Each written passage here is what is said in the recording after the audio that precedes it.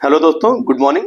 तो दोस्तों, कल मैंने अपने चैनल के ऊपर डी डेवलपमेंट इंजीनियर्स का एक पूरा वीडियो अपलोड किया था, जिसमें हमने उनका बिजनेस मॉडल, उनका रिसेंटली रिजल्ट क्वार्टर 3 का एंड उसके बाद उनका जो कॉन कॉल हुआ था क्वार्टर 3 के रिजल्ट के बाद वो भी डिस्कस किया है। एंड सबसे लास्ट में हमने उसके वैल्यूएशंस के बारे में भी बात की थी।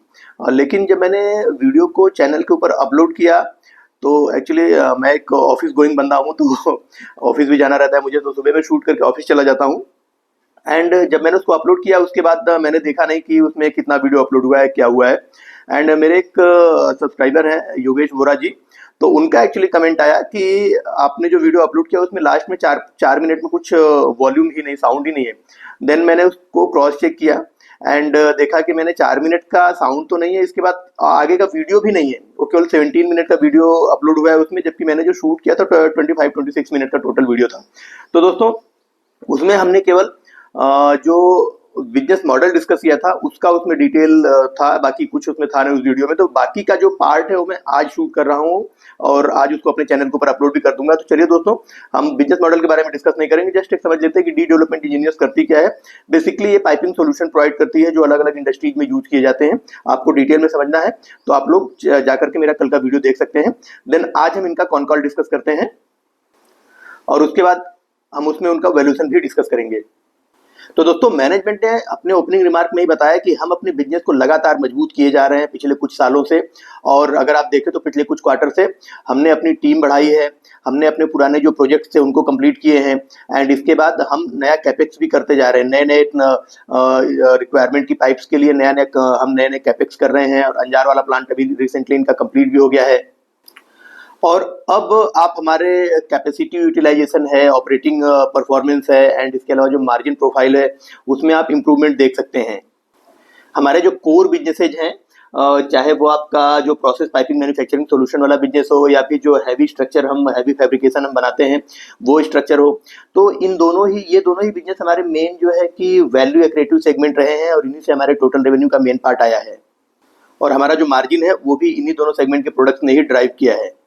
और दोस्तों, गवर्नमेंट के स्टेप्स की वजह से भी हमको काफ़ी हेल्प मिल रही है। गवर्नमेंट ने पूरे सेगमेंट के बूम के लिए आप देखेंगे कि जो लास्ट ईयर का बजट था उससे 10 से 11%, 11 से 12% बजट ज़्यादा अनाउंस किया है इस बार के जो यूनियन बजट है उसमें। एंड ये जो बजट ज़्यादा अनाउंस किया है वो अगर आप देखें तो जो इंफ्रास्ट्रक्चर सेगमेंट है, एनर्जी सेगमेंट है या जो इंडस्ट्रियल डेवलपमेंट का सेगमेंट है, उनके राइज में काफ़ी हेल्प करेगा। और दोस्तों, आप अगर देखें कि इंडिया में तो जो इंडस्ट्रीज हैं वो डेवलप कर रही हैं, इंडिया में जो एनर्जी सेगमेंट है, इंफ्रास्ट्रक्चर सेगमेंट है, वो तो गवर्नमेंट उसके ऊपर काफ़ी पुश कर रही है, उसको काफ़ी ज़्यादा तेजी से वो बढ़ा भी रही है। एंड इसके अलावा अगर आप देखें तो जो अदर कंट्रीज है, जो डेवलपिंग कंट्रीज हैं, जो अफ्रीकन कंट्रीज है या यूरोप के कुछ ऐसी कंट्रीज है जो पूरी तरीके से डेवलप नहीं है, कुछ डेवलपिंग कंट्रीज है, डेवलपिंग नेशंस हैं, चाइना भी है या अदर जो कंट्रीज है, बहुत सारी कंट्रीज ऐसी हैं जो मोस्ट ऑफ द कंट्रीज ऐसी हैं दोस्तों जो डेवलपिंग है। तो डेवलपिंग कंट्रीज में जो इंफ्रास्ट्रक्चर बूम है वो काफ़ी तेजी से चल रहा है, एनर्जी सेक्टर के लिए वो लोग काफ़ी काम कर रहे हैं और हम 27 से ज़्यादा कंट्रीज को एक्सपोर्ट करते हैं। मीन्स डी डेवलपमेंट का मैनेजमेंट ये बोल रहा है कि हम 27 से ज़्यादा कंट्रीज को एक्सपोर्ट करते हैं, उसमें अफ्रीकन कंट्रीज हैं, मिडिल ईस्ट कंट्रीज हैं। तो उन सारे देशों से भी हमको अच्छी खासी डिमांड देखने को मिल रही है, अच्छी खासी क्वेरी हमारे पास आ रही है और इसके अलावा इंडिया से भी हमको अच्छी खासी डिमांड देखने को मिल रही है। तो अगले कुछ सालों तक हमको अपने बिजनेस में कोई भी किसी भी तरीके का हेडविंड नहीं दिखता है, किसी भी तरीके की कोई प्रॉब्लम नहीं दिखती। गवर्नमेंट हमको सपोर्ट कर रही है, बाकी जो लोकल प्लेयर्स हैं, जो डोमेस्टिक प्लेयर्स हैं, पीएसयूज हैं, उन सबसे भी हमको अच्छी खासी डिमांड देखने को मिल रही है। और दोस्तों, आगे इन्होंने अपने अंजार वाले प्लांट के बारे में अपडेट दिया। इनका जो अंजार में पाइपिंग सॉल्यूशन का जो प्लांट था वो प्लांट फुल्ली ऑपरेशनल हो चुका है एंड वो क्वार्टर 4 का जो रेवेन्यू आएगा उसमें उनका जो रेवेन्यू है, क्वार्टर 3 के रेवेन्यू में भी उनका कंट्रीब्यूशन था और क्वार्टर 4 के रेवेन्यू में भी उनका कंट्रीब्यूशन रहेगा। एंड इसके अलावा अंजार में ही इनका एक और प्लांट का कैपेक्स ये कर रहे हैं जो कि सीमलेस पाइप्स का है। सीमलेस पाइप्स मतलब ऐसे पाइप जिसमें ज्वाइंट नहीं होते हैं, तो वो सीमलेस पाइप्स का इनका एक जो प्लांट है वो उस पर इनका काम हो रहा है, उसका कंस्ट्रक्शन कंप्लीट हो चुका है, ऑलमोस्ट उसकी कमीशनिंग चल रही है। एंड उसकी जो एनुअल कैपेसिटी है दोस्तों 7000 टन पर ईयर की एनुअल कैपेसिटी है सीमलेस पाइप वाले प्लांट की। एंड उसमें इन्होंने लगभग 90 करोड़ का कैपेक्स किया है, जिसमें 22.5 करोड़ कैपेक्स इन्होंने अपने इंटरनल एक्यूरल से किया है और बाकी का पैसा इन्होंने मार्केट से उठाया है। और अगर उन्होंने ये भी बताया अपने सीमलेस पाइप्स के वाले प्लांट के बारे में कि जब उसका आप देखें कि जब यूटिलाइजेशन ऑप्टिमम शुरू हो जाएगा, मीन्स मैक्सिमम वो जब यूटिलाइजेशन लेवल पर पहुंच जाएगा प्लांट, तो वहां से एनुअली इनको 450 करोड़ का रेवेन्यू कंट्रीब्यूट होना शुरू हो जाएगा। और दोस्तों, ये अंजार वाले प्लांट में इनका जो प्रोडक्शन रहेगा वो एक्चुअली थिक वॉल्ड प्लांट ये उसमें बनाएंगे। 1 मिनट दोस्तों, किसी का कॉल आ रहा है। हाँ, तो दोस्तों ये अंजार वाले प्लांट से thick walled seamless pipes manufacture करेंगे, जिसकी जो थिकनेस है वो लगभग 120 mm की थिकनेस के पाइप से मैन्युफैक्चर करेंगे, जो कि कई सारी अलग अलग इंडस्ट्रीज में यूज होंगी, जैसे जो पावर सेक्टर की इंडस्ट्री जो उसमें यूज होंगी, एंड इसके अलावा जो थर्मल पावर प्लांट्स होते हैं उसमें यूज होंगी, एंड जो अंडर सी जो आपका लाइन बिछाई जाती है, समुद्र के अंदर जो पाइपलाइन बिछाई जाएगी उसमें ये इनके ये प्रोडक्ट यूज किए जाएंगे। एंड दोस्तों गोइंग फॉरवर्ड ये एक्सपेक्ट कर रहे हैं कि हमारा जो एसेट टर्न है वो इम्प्रूव होगा। इसके अलावा जो हमारा कैश फ्लो जनरेशन है वो भी काफ़ी पहले से बेटर हो जाएगा, एंड इसके अलावा हमारे जो रिटर्न रेशियोज है वो भी इम्प्रूव होंगे। और दोस्तों अगर आप अभी का इनका करंट परफॉर्मेंस देखें तो इनके सारे रिटर्न रेशियो तो इम्प्रूव ही हो रहे हैं, चाहे वो आपका चाहे आरओसी हो, आरओई हो, कैश फ्लो हो, सारी चीज़ें अपवर्ड डायरेक्शन में मूव कर रहा है, सारा इम्प्रूव हो ही रहा है। एंड इसका जो अंजार वाला प्लांट जब शुरू हो जाएगा तो इनका रिटर्न रेशियो आगे भी और भी इम्प्रूव हो जाएंगे। एंड दोस्तों मैनेजमेंट आगे ये भी बता रहा है कि उनको इंडिया एंड अब्रॉड दोनों ही जगहों से अच्छी खासी डिमांड दिखाई दे रही है, अच्छे खासे ऑर्डर्स इनको मिल रहे हैं, एंड पर्टिकुलरली जो पावर सेगमेंट है एंड जो ऑयल एंड गैस सेगमेंट है, इन दोनों सेक्टर से। एंड इसके अलावा मैनेजमेंट ये भी बोल रहा है कि हमारे पास जो हमारा ऑर्डर बुक है वो काफी स्ट्रांग है। आप देखें कि लगभग 2300 करोड़ के मार्केट कैप की कंपनी है और इनके ऑर्डर बुक ही 1300 करोड़ का है, और मैनेजमेंट बोल रहा है कि गोइंग फॉरवर्ड ये ऑर्डर बुक 2000 करोड़ का हो जाएगा। और अभी रिसेंट इनका एक इंटरव्यू में देख रहा था तो इनका ऑर्डर बुक दोस्तों 2000 करोड़ को क्रॉस कर चुका है। तो मतलब 2300 करोड़ का मार्केट कैप है और 2000 करोड़ का इनके पास ऑर्डर बुक है, तो आप समझ सकते हैं कि कंपनी आपको कितने सही वैल्यूएशन पर अभी अवेलेबल है। हाँ, कुछ समय के बाद, कुछ क्वार्टर्स के बाद हो सकता है इनका मार्केट कैप बढ़ जाए। इनका प्राइस टू अर्निंग रेशियो अभी भी अगर आप देखें तो 24-25 के आसपास के पीई पर अवेलेबल है, तो इस प्राइस टू अर्निंग रेशियो पर कंपनी काफी सस्ती है। मीन्स की अभी इनका जो रिसेंटली रिजल्ट आया था इसमें इनका ग्रोथ कितना आया था, रेवेन्यू ग्रोथ आया था 77%, और लास्ट Q2 का जो रिजल्ट आया था उसमें इनका ग्रोथ भी लगभग 50% के आसपास था। तो एक ऐसी कंपनी जो 50-60% के रेट से ग्रो कर रही है आपको 24-25 के पीई पर मिलेगी, तो कंपनी का वैल्यूएशन काफी सस्ता है, बिजनेस भी काफी अच्छा दिखाई देता है। और इसके बाद अभी आप देखें कि बिजनेस की विजिबिलिटी भी काफी स्ट्रांग है। आने वाले कुछ सालों तक इंडिया में इंफ्रास्ट्रक्चर का डेवलपमेंट हो गया, पावर सेक्टर का डेवलपमेंट हो गया, या जो ऑयल एंड गैस का डेवलपमेंट है, ये सारी चीजें चलती रहेंगी। और जो दोस्तों जो रिसेंटली अभी वार हो रहा है, इसमें आप देखिए इस वार ने पूरी दुनिया को ये बता दिया है, पूरी दुनिया को ये सिखा दिया है कि आप लंबे समय तक जो है ये ऑयल के ऊपर डिपेंड नहीं रह सकते हैं। ऑयल के ऊपर आपको अपनी डिपेंडेंसी कम करनी ही पड़ेगी। अगर आपने अपनी डिपेंडेंसी कम नहीं की तो दोस्तों फिर ये इस तरीके की वार अब तो रेगुलर हो गए। अब तो आपको हर 2 साल में एक वार होता हुआ दिखाई देता है। तो आपका जो आगे चल करके आपकी कंट्री का जो डेवलपमेंट है वो रुक सकता है, आपके जो इंफ्रास्ट्रक्चर का जो डेवलपमेंट है वो भी रुक सकता है, क्योंकि हर जगह तो आपका ऑयल यूज होता ही है।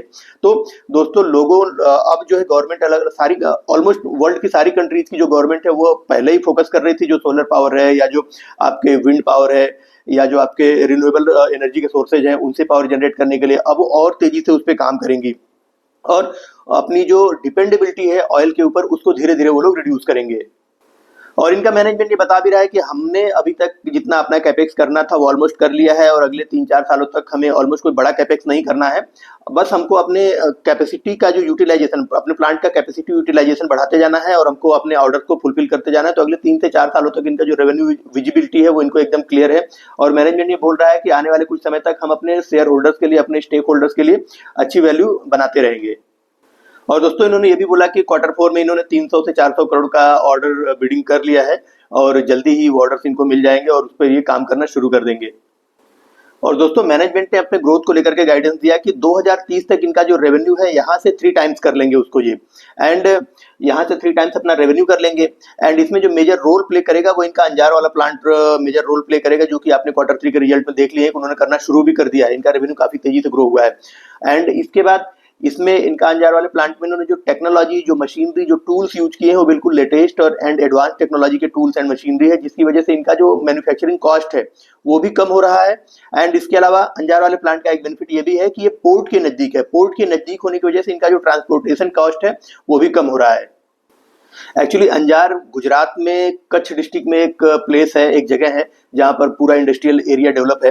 एंड वहाँ से जो मुंद्रा पोर्ट है वो काफ़ी नज़दीक है। एंड इसके अलावा एक पोर्ट और है, कोई दो तीन जो पोर्ट है वो बिल्कुल नज़दीक है। तो वहाँ से अलग अलग कंट्रीज में जो प्रोडक्ट हम एक्सपोर्ट करते हैं, तो वहाँ से अंजार नज़दीक होने की वजह से वहाँ जितनी भी कंपनियाँ हैं उनके लिए ट्रांसपोर्टेशन का जो कॉस्ट है वो काफ़ी कम हो जाता है। और दोस्तों जो इनका अंजार वाला प्लांट है बेसिकली वो जो ऑयल एंड गैस सेक्टर के लिए प्रोडक्ट्स वहाँ पर ही मैन्युफैक्चर करेंगे। एंड इनका एक तातरपुर में प्लांट है जो कि बेसिकली पावर सेक्टर के लिए प्रोडक्ट मैन्युफैक्चर करता है। और ये दोनों ही सेक्टर से इनको हाईली रेवेन्यू कंट्रीब्यूट होता है और इसी रीजन से, और ये दोनों ही जगहों पर इन्होंने कैपेक्स किया है। तो मैनेजमेंट इसीलिए बोल रहा है कि अगले मतलब 2030 तक इनका जो रेवेन्यू गाइडेंस है वो लगभग यहाँ से 3x का है, 3 टाइम्स का है। और दोस्तों ऐसा नहीं है कि इनका जो पूरा का पूरा फोकस है केवल पावर सेक्टर के ऊपर या ऑयल एंड गैस वाले सेगमेंट के ऊपर है। मैनेजमेंट ये बोल रहा है कि एक न एक दिन आगे चल करके ये जो पावर साइकिल है इंडिया में, जो पावर जनरेशन का जो साइकिल चल रहा है, ये साइकिल एंड हो जाएगा, क्योंकि हम एक सैचुरेटेड लेवल पर पहुंच जाएंगे गोइंग फॉरवर्ड यहाँ से 10, 15 या 20 ईयर्स के बाद। तो जब हम उस लेवल पर पहुंच जाएंगे तो उसके आगे का भी रोड मैप है इनके पास। इनके आगे का रोड मैप क्या है कि ये बेसिकली मैनेजमेंट ये बोल रहा है कि हम आगे चल करके जो न्यूक्लियर एनर्जी वाला सेगमेंट है उसके लिए प्रोडक्ट मैन्युफैक्चर करेंगे। इसके अलावा जो सेमीकंडक्टर वाला बिजनेस है एंड फार्मा सेगमेंट, इन तीनों सेगमेंट के लिए आगे चल करके ये प्रोडक्ट मैन्युफैक्चर करना शुरू कर देंगे और उसके लिए उन्होंने आज से ही काम करना शुरू कर दिया। तो इनके पास लॉन्ग टर्म में जो विजिबिलिटी है बिजनेस की वो बिल्कुल क्लियर है। और पावर सेक्टर की बात करिए, nuclear, pharma sector and semiconductor industries के लिए प्रोडक्ट मैन्युफैक्चरिंग शुरू करेंगे। और दोस्तों मैनेजमेंट से एक क्वेश्चन पूछा गया था इनके इन्वेंट्री मैनेजमेंट को लेकर के। तो मैनेजमेंट ने बोला कि देखिए हमारे पास किसी भी तरीके की कोई खास इन्वेंट्री नहीं रहती एडवांस में। क्यों? क्योंकि हमारा जो प्रोडक्ट है वो ऐसा प्रोडक्ट होता है जो हम क्लाइंट के नीड के रिक्वायरमेंट के अकॉर्डिंग हम उसको मॉडिफाई करके उस टाइप का प्रोडक्ट मैन्युफैक्चर करते हैं। तो हमारा जितना प्रोडक्ट होता है सारा का सारा डिफरेंट टाइप का होता है। कोई उसका कोई ऐसा फिक्स्ड टाइप नहीं है कि हम ऐसा प्रोडक्ट बना के अपने पास सेल्फ में रख लें और जब क्लाइंट आए तो हम उसको सीधा उठा के बेच दें, ऐसा नहीं है।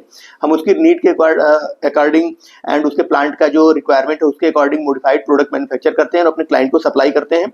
इसी से आप देखेंगे कि हमारे पास किसी भी तरीके का कोई खास इन्वेंट्री हमारे पास एडवांस में नहीं पड़ी रहती है। हमारे पास जैसे अभी 1300 करोड़ का ऑर्डर है तो हमारे पास 500 से 600 करोड़ का रॉ मटेरियल पड़ा हुआ है, जिसको हम जैसे ही क्लाइंट के रिक्वायरमेंट के अकॉर्डिंग उसको मोल्ड करके, बेंड करके, उसको एलॉय को, स्टील को, उससे उनके जो रिक्वायरमेंट के अकॉर्डिंग प्रोडक्ट मैन्युफैक्चर कर रहे हैं एंड उनको सप्लाई कर देंगे। और आगे आने वाले समय में भी जब हमारे पास 2000 करोड़ का ऑर्डर बुक हो जाएगा, तो अभी तो इनका हो ही चुका है, मैंने इन्होंने Q3 के कॉन कॉल में बोला था, लेकिन अभी इनका 2000 करोड़ का ऑर्डर बुक हो चुका है, मोर देन 2000 हो चुका है। तो उन्होंने ये भी बोला था जब आगे चल करके हमारे पास 2000 करोड़ का ऑर्डर बुक हो जाएगा तब भी हम आप देखेंगे कि हमारा जो इन्वेंट्री है वो काफी लो रहेगा, क्योंकि हमारे पास बेसिक इन्वेंट्री केवल रॉ मटेरियल की रहती है, बाकी रेडी टू यूज प्रोडक्ट की कोई भी इन्वेंट्री नहीं रहती है। दोस्तों आगे इन्होंने अपने डेट को लेकर के एक क्वेश्चन पूछा गया, तो इन्होंने बोला था कि देखिए हमारा किसी भी तरीके का कोई नया डेट लेने का अभी इच्छा नहीं है और हमारे पास जो डेट अभी हमारे बैलेंस शीट के ऊपर है उसमें भी हम लगभग हर साल 40 करोड़ रुपए डेट पे करते जाएंगे। तो आगे चल करके आपको हमारा फाइनेंस कॉस्ट भी कम होता हुआ दिखाई देगा एंड हमारा मार्जिन इंप्रूव होता हुआ दिखाई देगा। एंड मान लीजिए कल को कोई हमको आगे चल करके कोई बड़ा ऑर्डर मिल जाता सडन, मतलब ये बातें तो इन्होंने अभी के बैलेंस शीट, अभी के ऑर्डर बुक के अकॉर्डिंग की, मतलब इनके पास जो 1300 करोड़ का ऑर्डर बुक पड़ा है उसके ऊपर ये बात बोली। इन्होंने बोला कि आगे चल करके सपोज हमको कभी किसी क्वार्टर में हो सकता है 1000 करोड़ का या 1500 करोड़ का कोई बड़ा ऑर्डर मिल जाता है, उस समय हम ट्राई करेंगे कि उसको अपने इंटरनल एक्यूरल से पूरा करें एंड इनकेस अगर रिक्वायरमेंट होती तब उस स्पेसिफिक कंडीशन में हम जाकर के तो पैसा बाहर से उठाने के किसी फाइनेंशियल इंस्टीट्यूशन से तब पैसा लेने के बारे में हम सोच सकते हैं टू फुलफिल दैट ऑर्डर। और दोस्तों इन्होंने अपने डोमेस्टिक ऑर्डर्स के बारे में बताया कि इनका जो अगर आप करंट ऑर्डर बुक देखें तो लगभग उसमें तो 35% ऑर्डर बुक डोमेस्टिक है एंड 65% ऑर्डर बुक इनका एक्सपोर्ट का है। तो जो ये 35% ऑर्डर बुक है इसमें भी लगभग 40 से 50% ऑर्डर्स इनको गवर्नमेंट पीएसयूज कंपनीज के हैं एंड इसके बाद जो बाकी बचता है 50% ऑर्डर अप्रोक्सीमेटली वो है आपके प्राइवेट प्लेयर से। तो मतलब ये इनका ये कहना है कि आगे चल करके हम इस बिजनेस को और फोकस कर रहे हैं, इस बिजनेस को और बढ़ाने के ऊपर काम कर रहे हैं एंड जितना हमारे पास एक्सपोर्ट का ऑर्डर है वो सारा का सारा ऑर्डर अलग अलग कंट्रीज के जो प्राइवेट प्लेयर्स हैं उनका ऑर्डर हमारे पास है, उनमें कोई गवर्नमेंट ऑर्डर नहीं है। और दोस्तों इनके बिजनेस के साथ एक छोटा सा प्रॉब्लम भी है। प्रॉब्लम ये है दोस्तों कि जब इनका बिजनेस इनको जब क्लाइंट से ऑर्डर मिलता है तो इनको एडवांस में पैसा बहुत कम मिलता है। जो प्राइवेट प्लेयर है वो तो थोड़ा बहुत पैसा एडवांस में दे देते हैं, लेकिन जो बड़े गवर्नमेंट हैं या जो पीएसयूज हैं उनसे जब ऑर्डर मिलता है तो उनको किसी भी तरीके का कोई एडवांस नहीं मिलता है। जब वो प्रोजेक्ट ये कंप्लीट कर लेते हैं देन गवर्नमेंट से उनको पैसा मिलता है, मतलब 60 डेज 90 डेज के बाद जाकर के इनको पैसा गवर्नमेंट से मिलता है। एंड जो प्राइवेट प्लेयर्स हैं वो भी बेसिकली जो मोस्ट ऑफ पैसा है वो आफ्टर ऑर्डर कंप्लीशन ही इनको पे करते हैं। तो इनके बिजनेस में ये एक रिस्क है दोस्तों जिसको आपको ध्यान में रखना चाहिए। अब दोस्तों हम थोड़ा सा इनके वैल्यूएशन के बारे में डिस्कस कर लेते हैं। कॉन कॉल हमने पूरा डिस्कस कर लिया। वैल्यूएशन के बारे में अगर दोस्तों मैं डिस्कस करूं तो 1 ईयर फॉरवर्डेड बेसिस पर इनका जो प्राइस टू अर्निंग रेशियो है वो निकल करके आता है 24-25 के आसपास। तो आपको मतलब ये मान लीजिए कि 24-25 के पी पर एक ऐसी कंपनी मिल रही है जो मैनेजमेंट खुद बोल रहा है कि हम 40% के रेट से ग्रो करते रहेंगे। मैनेजमेंट अपने कॉन कॉल में अपने ग्रोथ का गाइडेंस उन्होंने ये दिया था कि हम 35-40% के रेट से 35-40% के रेट से ग्रो करते रहेंगे। तो हम अगर मैनेजमेंट की ही मान ले तो 40% के रेट से ग्रो करने वाली एक कंपनी आपको 25 के 1 ईयर फॉरवर्डेड पी पर अवेलेबल है। और अगर दोस्तों आप इनका जो एक्चुअल ग्रोथ चल रहा है 50-60% के रेट से अगर कैलकुलेट करेंगे तो ये तो काफी लुक्रेटिव डील नजर आती है। एंड प्रोबेबली अगले 3 से 4 क्वार्टर तक तो ये मोर देन 50% का जो इनका पेस रेशियो है उसको आई थिंक ये मेंटेन रखेंगे, क्योंकि रिसेंटली इन्होंने अपना कैपेक्स किया है और एक कैपेक्स इनका कंप्लीट होने वाला है।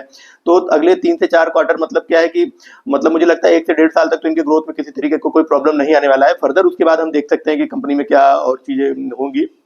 एंड अगर आप 1 ईयर फॉरवर्डेड बेसिस पर इनका price to earning growth ratio भी देखें दोस्तों तो 0.6-0.7 के आसपास का निकल के आता है। तो आपको एक ऐसा बिजनेस जो इतने शानदार ढंग से ग्रो कर रहा है, इतने सही वैल्यूएशन पर मिल रहा है, तो दोस्तों यही इनिशियल स्टेज होता है जब आप इन्वेस्टमेंट करना शुरू करते हैं ऐसी कंपनियों में। नो डाउट छोटे मार्केट कैप की कंपनी है, स्मॉल कैप कंपनी है, मतलब 2000-3000 करोड़ के 2300 करोड़ के मार्केट कैप की कंपनी है, तो कंपनी काफी छोटी है। रिस्क तो होता ही है, लेकिन दोस्तों अगर आप रिस्क लेंगे नहीं तो आप पैसा बना भी नहीं पाएंगे। आप बिना रिस्क के मैंने तो इस मार्केट से पैसा बनते हुए नहीं देखा है। आप बहुत किस्मत वाले हुए तो अलग बात है कि आपको विदाउट रिस्क पैसा बन जाए, लेकिन ऐसा होता नहीं है। 99% केसेज में आपको रिस्क लेना ही पड़ेगा। तो दोस्तों ठीक है, मिलते हैं फिर किसी नई कंपनी के एनालिसिस के साथ। और हाँ दोस्तों, अगर आपको इनके बिजनेस के बारे में ज्यादा डिटेल में समझना है तो आप मेरा कल वाला वीडियो जाकर के देख सकते हैं, वहां मैंने डिटेल में डिस्कस किया हुआ है। मिलते हैं फिर, थैंक यू। और हाँ दोस्तों, आप लोगों के अगर कोई कमेंट्स है, कोई क्वेरी है, कोई इंक्वायरी है तो आप लोग प्लीज कमेंट बॉक्स में डालें।